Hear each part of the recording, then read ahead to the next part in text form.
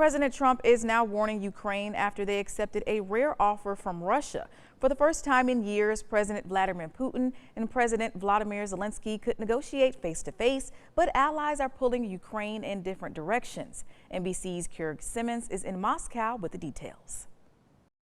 Tonight, President Zelensky proposing a face-off with President Putin, saying in a video statement he will wait for the Russian leader personally for talks in Turkey on Thursday. It's his response to a dramatic late-night television address from the Kremlin.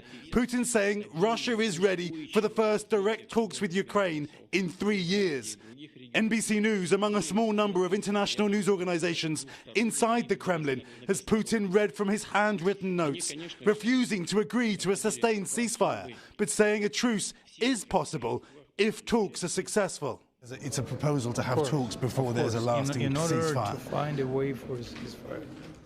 Hours earlier, Zelensky had met with European leaders in Kyiv. This morning, Ukraine and French President Macron insisting on a pause in the fighting before negotiations. But then President Trump on social media writing Ukraine should agree to this immediately. At least they will be able to determine whether or not a deal is possible. Have the meeting now. If there are talks, the two sides will begin far apart. Russia and Ukraine targeting each other again overnight. Kherson in Ukraine hit by shelling, and Kursk in Russia struck, according to local officials.